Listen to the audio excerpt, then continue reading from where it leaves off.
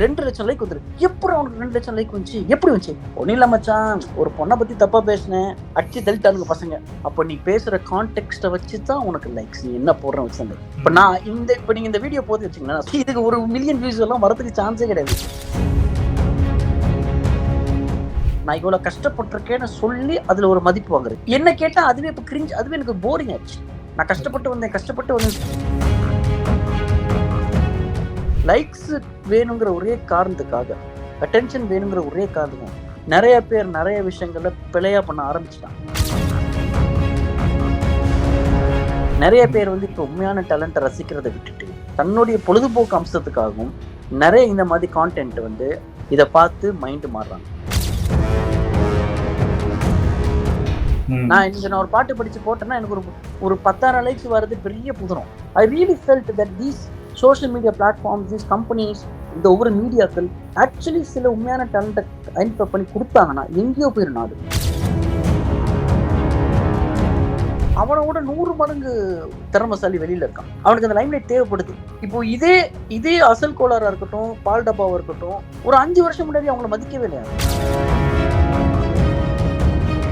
இன்டர்நெட்ல சமுதாயத்தை சீரழிவுக்கு ஆளாக்குற மாதிரி சில பேர் பண்ற விஷயங்களை கொண்டு வந்து கண்முனுக்கு வச்சு இது ஒரு பெரிய விஷயம் அவங்க இன்டர்வியூ எடுக்கிறது, அதுவும் அவங்களுடைய பிரைவேட் பார்ட்ஸை பத்தி பேசுறது, அதுக்கப்புறம் வந்து அவங்க யூஸ் பண்ற பிரைவேட் ப்ராடக்ட்ஸை பத்தி பேசுறது அசிங்கத்தின் உச்சகட்டமா இருக்கு. பெண்களாகிய நிறைய பேர் வந்து உடம்பை காட்டியும் அவங்களுடைய அங்கத்தை காட்டியும் இல்ல அங்கத்தை பத்தி பேசியும் பேர் வாங்குறாங்க. திறமை இல்லாத ஆம்பளைகள் வந்து இன்னொரு பெண்ணை கொச்சப்படுத்தி பேசியும் பேர் வாங்குறாங்க. இப்படி இருக்கிற கட்டத்துல உண்மையிலேயே உழைப்பை போட்டு ஏதோ ஒரு விதத்தை கிரியேட் பண்ணி ஒரு கான்டென்ட் கிரியேட் பண்ணி ஒரு உண்மையான கான்டென்ட் கிரியேட் பண்றவங்க இப்ப மரியாதை இல்லை. ஏபிபி நாடு நேயர்களுக்கு வணக்கம். இன்னைக்கு நம்ம கூட wrapper and music producer ATK sir join பண்ணியிருக்காரு. அவரோட எக்ஸ்பீரியன்ஸும் அவரோட ஸ்டோரிஸும் நம்ம இப்ப கேட்டு தெரிஞ்சுக்கலாம் வாங்க. சார் வணக்கம் சார். வணக்கம். நீங்க ஸ்டார்ட் பண்ணும்போது சோஷியல் மீடியா அந்த அளவுக்கு பூம் ஆகல. ஸோ வந்து நீங்க வந்து ஸ்ட்ரெயிட்டா போய் அப்ரோச் பண்ணியோ இல்லை அந்த கேஷ் நிறைய பேர்கிட்ட போய் கொடுத்தேன், சில இடத்துல வந்து நான் போயிட்டு அப்புறம் வாங்கன்னு சொல்லி இது பண்ணிட்டாங்க, அதாவது 3 to 6 டைம்ஸ் போய் அங்கே நின்றுருந்தேன் அப்படிங்கிற மாதிரி சொல்லியிருந்தீங்க. இப்போ வர சோஷியல் மீடியாஸ்ல வந்து ஸ்ட்ரெயிட்டா சோஷியல் மீடியா நான் நினைச்சேன்னா டக்குன்னு சோஷியல் மீடியா அப்லோட் பண்ணி என்ன பார்க்க வச்சிடலாம் அப்படிங்கிற மாதிரி. இது வந்து நிறைய பேருக்கு வாய்ப்புகளா கிரியேட் ஆகுது இல்லாம சில பேர் வந்து இதை வந்து வியூஸ்க்காக பண்ற மாதிரி ஒரு போயிட்டு இருக்கு. இதை நீங்க எப்படி பாக்குறீங்க? இதை நான் எப்படி பார்க்கணும்னு நீங்க நினைக்கிறீங்க? எப்படியுமே பார்க்க முடியாது. எப்படி பார்த்தாலும் மாற்றுக்கிறதுக்கு நிறைய இருக்கும். இப்போ என்னுடைய உழைப்பு தான் சரியான உழைப்புன்னு சொல்றது எந்த விதத்துல நியாயம் கிடையாது இல்லையா? நான் தான் உழைச்சேன், நான் தான் போயிட்டு ரேடியோக்கு பாட்டு கொடுத்தேன், நான் தான் கொண்டு போயிட்டு கேசட் கொடுத்தேன், கேட்டு வாசல்ல நின்றுருக்கேன் பல நாள் கணக்கா, என்ன உள்ள கூட உள்ள, அதெல்லாம் நான் இவ்வளவு கஷ்டப்பட்டிருக்கேன்னு சொல்லி அதுல ஒரு மதிப்பு வாங்குறது. இதுவும் விற்பனை தான். என்ன கேட்டா அதுவே இப்ப கிரிஞ்ச், அதுவே எனக்கு போரிங் ஆச்சு. நான் கஷ்டப்பட்டு வந்தேன் சொல்றது போரிங் ஆச்சு எனக்கு. இப்ப நான் என்னன்னா, நான் கஷ்டப்பட்டு வந்து நான் சூப்பரா இருக்கேன், வேற லெவல்ல இருக்கேன், அது எனக்கு சந்தோஷமா இருக்கு. ஆனால் இந்த சோசியல் மீடியால பொறுத்த வரைக்கும் வியூஸுக்காக லைக்ஸுக்காக செய்யறது வந்து எப்படின்னா, ஒரு காலத்துல நம்ம ஷோ பண்ணும்போது எத்தனை பேர் நம்ம ஷோக்கு வரான்? 1000 பேர் வரான், வாவ் சூப்பர், 1000 கண்கள் நம்மளை பாக்குது அப்படின்னு நம்ம நினைக்கிறோம். இப்ப ஒரு போஸ்ட் போட்டிருக்க, எத்தனை லைக்ஸ் தான் வந்திருக்கு? 2000 லைக்ஸ் வந்து சூப்பர்ரா. உனக்கு எவ்வளோ வந்திருக்கு? எனக்கு ஒரு 10,000 லைக்ஸ் வந்திருக்கு. வாவ் சூப்பரா. எப்படா உனக்கு எவ்வளோ லைக் வந்திருக்கு? 2,00,000 லைக் வந்திருக்குடா. 2,00,000 லைக் வந்திருக்கு. எப்படி அவனுக்கு 2,00,000 லைக் வந்துச்சு? எப்படி வந்துச்சு? ஒன்னும் இல்ல மச்சான், ஒரு பொண்ணை பத்தி தப்பா பேசினேன், அடிச்சு தள்ளிட்டானுங்க பசங்க. அப்ப நீ பேசுற கான்டெக்ஸ்ட வச்சு தான் உனக்கு லைக்ஸ். நீ என்ன போடுற வச்சு தான் லைக். இப்ப நான் இப்ப நீங்க இந்த வீடியோ போட்டு வச்சீங்களா, நான் சொல்றேன், இப்ப நீங்க என்ன மதிச்சு இந்த வீடியோ எடுத்து போடுறீங்க, இதுக்கு 1 மில்லியன் வியூஸ் எல்லாம் வரதுக்கு சான்ஸே கிடையாது. இது ஒரு பதிவு தான். மேக்ஸிமம் ஒரு 10,000 பேர் பார்த்தா கூட இது உண்மையா ரசிச்சு கேட்கறவங்க கேட்பான். என்டர்டெயின்மெண்ட் பார்க்க மாட்டேன். இப்போ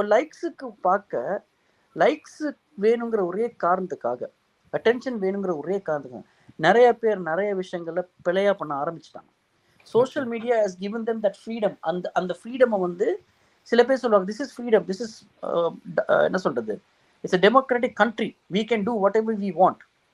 democratic country வேற, டெமோக்ரஸி வேற, பட் மரியாதை மானம்ங்கிறது வேற.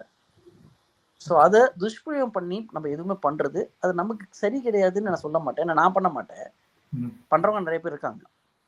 இப்போ பாத்தீங்கன்னா ஒரு ஆக்டர், அவர் பேரு திவாகரா யாருன்னு தெரியல, இப்படி பண்ணுவாரு. அவரை வந்து எல்லாரும் மாக் பண்றாங்க, கூப்பிட்டு வச்சு மாக் பண்றாங்க, அசிங்கப்படுத்துறாங்க. அவருக்கு தெரியும், அவருக்கு தெரியும், தெரிஞ்சுதான் செய்யறான் அந்த மனுஷன், தெரியாமல செய்யல. ஆனாலும் யாரையும் புண்படுத்தல, யாரையும் வந்து ஹர்ட் பண்ணல, யாரையும் வந்து அசிங்கமா பார்க்க வைக்கல. எல்லாரும் என்ன சொல்றாங்க, இவன் நடிக்கிறங்கிற பேர்ல அசிங்கமா நடிக்கிறான்டா, இவன் நடிகனா அப்படிங்கிற சொல்லி மாக் பண்றாங்க ஒழிய ஒரு. ஆனா அதை யாரு பாக்குறா? இப்ப அதை பாக்குறத நிப்பாட்டிட்டாங்கன்னா அவர் பண்ணுவாரா? பண்ண மாட்டாரு. ஸோ லைக்ஸுக்காக நாங்க போடுற கான்டென்ட்டை வச்சு நிறைய பேர் வந்து இப்போ உண்மையான டேலண்ட்டை ரசிக்கிறதை விட்டுட்டு தன்னுடைய நேரத்தை செலவு செய்யறதுக்காகவும் தன்னுடைய பொழுதுபோக்கு அம்சத்துக்காகவும் நிறைய இந்த மாதிரி கான்டென்ட் வந்து அப்ரூவ் பண்ற காரணத்துக்காகவும் இந்த சோஷியல் பிளாட்ஃபார்ம்ஸ் இதை பார்த்து மைண்டு மாறுறாங்க. இப்போ பார்த்தீங்கன்னா ஒரு காலத்துல வந்து நம்மளுடைய அது விமனா இருக்கலாம், மென்னா இருக்கலாம், நம்மளுடைய உடம்ப நம்ம செக்யூர் பண்ணிக்கணும், ரொம்ப ரசிச்சு நம்ம ஒரு விஷயங்கள் பண்ணுவோம். ஆனா கவலை நம்ம மானம் இழந்த கூடாதுன்னு நினைப்போம். அங்கங்கிறது மானங்க, நம்மளுடைய மானம். இப்ப அது காத்தோடு போயிடுச்சு, இப்ப கம்ப்ளீட்டா வேற மாதிரி மாறிச்சு. இதுவும் இப்ப லைக்ஸுக்காக இதுக்காகவும் பண்றாங்க. சோ இந்த மாதிரி ஆயிடுச்சு. இப்ப வந்து லைக் வந்து நீ சூப்பர் ஸ்டார், நீ திறமை இருக்கா திறமை இல்லையா அதெல்லாம் செகண்டரி. நான் ஒரு பாட்டு படிச்சு போட்டேன்னா எனக்கு ஒரு 10,000 லைக்ஸ் வர்றது பெரிய புதுனம். கேட்டா சொல்றாங்க நீ அவுடேட்டட், நீ என்ன பண்ற, நீ இதுவும் அந்த மகுடிங்கிற பாட்டே படிச்சுட்டு இருக்க அப்படின்னு. மகுடி நான் பாடின பாட்டு, நான் படிக்காம எங்க அப்பா பாட முடியாது. அடுத்தது அது எனக்கு ஒரு மிகப்பெரிய அங்கீகாரம் கொடுத்த ஒரு பாட்டு. அந்த பாட்டை வச்சுதான் நான் வந்து இவ்வளவு தூரம் வந்திருக்கேன். அதுக்காக இந்த பாட்டு இல்லாம இல்ல, வேற ஒரு பாட்டுன்னு பாடு கமெண்ட் பண்ணி அதில் லைக்ஸ் வாங்கணும். நான் சத்தியமா இப்போ ரீசெண்டா ஒரு இதுக்கு நான் கமெண்ட் போட்டு அதை நான் லைக் வரணும்னா போடல. ஐ really felt that these social media platforms, these companies, இந்த ஒவ்வொரு மீடியாக்கள் ஆக்சுவலி சில உண்மையான டேலண்ட்டை ஐடென்டிஃபை பண்ணி கொடுத்தாங்கன்னா எங்கேயோ போயிடும் நாடு. அதுதான் இப்போ வந்து தனிப்பட்ட நபர்ன்றதை விட இப்ப நார்மலா ஒரு மீடியா பிளாட்ஃபார்மே அப்படின்ற மாதிரி ஒரு வியூஸ்க்காக ஓடுறது அப்படிங்கிற மாதிரி செய்திகள் கொண்டு போறதை தாண்டி இன்ஃபர்மேஷனை கொண்டு போறதை தாண்டி வியூஸ்ன்ற இதுக்கு போயிருச்சோ அப்படிங்கிறது தான் ஒரு கேள்வியா இருக்குல்ல சார். அதான் சார், அந்த வியூஸை வச்சு என்ன பண்ண முடியும்? இப்போ யூடியூப்ல போட்டா ஃபைன், ஒரு மொனடைசேஷன் பண்ணலாம். ரீல்ஸா போட்டா மொனடைசேஷன் இன்னும் ரீல்ஸுக்கு அப்ரூவ் ஆகல, இன்னும் வரல. அங்க வந்து வியூஸுக்கும் அந்த ஆளுங்க கூடனா ஃபைன். நமக்கு ஒரு 1 மில்லியன் ஃபாலோவர்ஸ் வந்துட்டான்னா உடனே ஒருத்தன் வந்து போஸ்ட் பண்ண கேட்போம், ஒரு ஸ்டோரி போட சொல்லுவான், அதுக்கு நம்ம காசு வாங்கலாம். ஸ்டோரி போடணுமா? இதுவரை நான் சொல்றேன், இதுவரை நான் யார்ட்டையுமே வந்து காசு வாங்கி நான் போஸ்ட் பண்ணதே கிடையாது ஸ்டோரியில. நான் சும்மா போட்டேங்க, அது ஒரு பிளாட்ஃபார்ம் தானே, இதுல என்னத்தை வாங்கி போட போகணும். ஒரு சில டைம்ல காசு வாங்கிட்டு பண்ண விஷயங்களும் இருக்கு சில பிராண்ட்ஸுக்கு. பட் அதை நான் பெருசாக ப்ரொமோட், அது ஒரு பிராண்ட் அம்பாசிடர் நான் பண்ணியிருக்கேன், அவ்வளவுதான். எனக்கு என்ன கவலையா இருக்குன்னா, இந்த மீடியாஸ் வந்து இப்போ என்ன மாதிரி கலைஞர்கள் இருக்கலாம். இப்போ என்னன்னா, இப்போ ஒரு லைம் லைட்ல இருக்கான்னு வச்சுக்கோங்களேன், ஒரு ஆர்டிஸ்ட் வந்துட்டான், லைம் லைட்ல இருக்கான், அவனை கூப்பிட்டு இன்டர்வியூ பண்றாங்க, கிரேட், யூ டூ இட். ஆனா அவனோட 100 மடங்கு திறமைசாலி வெளியில இருக்கான், அவனுக்கு அந்த லைம் லைட் தேவைப்படுது. இப்போ இதே அசல் கோளாரா இருக்கட்டும், பால் டப்பாவா இருக்கட்டும், ஒரு 5 வருஷம் முன்னாடி அவங்கள மதிக்கவே இல்லை யாருமே.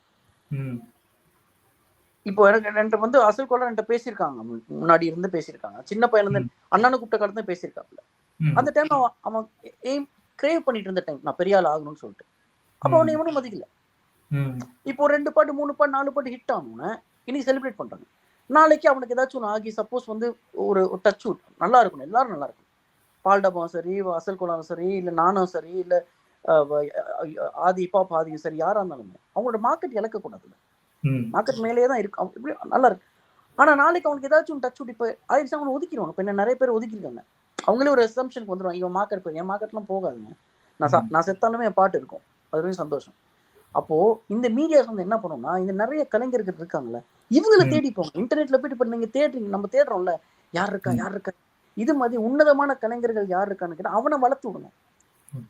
அவனை வளர்த்து விட்டா ஒரு சமுதாயம் வளரும். சமுதாயம் வளரும் போது என்ன ஆகுது, திறமை வளரும். திறமை வளரும் போது அவனை பார்த்து இன்னொருத்தன் வருவான். ஒரு காலத்துல வந்து ராப் ஹிப்ஹாப்ங்கிறது ரொம்ப கெட்ட மியூசிக், இதெல்லாம் நான் கத்துறானுங்க, நல்லாவே இல்லை அப்படின்னு சொல்றதை தாண்டி இன்னைக்கு பெரியவங்களாம் கேட்க ஆரம்பிச்சிட்டாங்க லைன்ஸ். ஏன்னா அவ்வளவு அழகு எழுதுறவங்க இருக்காங்க, நல்லா எழுதுறவங்க இருக்காங்க. இப்ப நானுமே வந்து தமிழ் வாசிக்க தெரியாத ஒருத்தர் இன்னைக்கு இவ்வளவு தூரம் எழுதுறேன்னா அதுக்கு காரணம் முயற்சி. அந்த முயற்சிக்கு எனக்கு இடம் கொடுத்த ஒரு மீடியா. என்ன ஒரு மீடியா பாக்குது, என்ன ரசிக்குதுன்னு சொல்லும்போது நான் அதுக்கு உன்னதமா நான் ஆரம்பிச்சிட்டேன் எழுதுறதுக்கு. நான் இன்னைக்கு ஒரு கலைஞரா நான் முன்னுக்கு வந்து நிக்கிறேன். அப்போ இன்னைக்கு நிறைய கலைஞர்களை பார்க்காம இன்டர்நெட்ல சமுதாயத்தை சீரழிவுக்கு ஆளாக்குற மாதிரி சில பேர் பண்ற விஷயங்களை கொண்டு வந்து கண்முனுக்கு வச்சு இது ஒரு பெரிய விஷயம் இன்டர்வியூ எடுக்கிறது அசிங்கத்தின் உச்சகட்டமா இருக்கு. அதுவும் அவங்களுடைய பிரைவேட் பார்ட்ஸை பத்தி பேசுறது, அதுக்கப்புறம் வந்து அவங்க யூஸ் பண்ற பிரைவேட் ப்ராடக்ட்ஸை பத்தி பேசுறது ரொம்ப தவறா இருக்கு. அதெல்லாம் ஸோ இதெல்லாம் வந்து ஓரமாக ஒதுக்கி வச்சுட்டு நல்ல விதமா நல்ல கலைஞர்களுக்கு ஆதரவிச்சாங்கன்னா இன்னைக்கு எங்கேயோ போயிருக்கோம். இன்னைக்கு பாத்தீங்கன்னா கேரளால வந்து அவ்வளவு கலைஞர்கள் பயங்கரமா வந்துட்டு இருக்காங்க.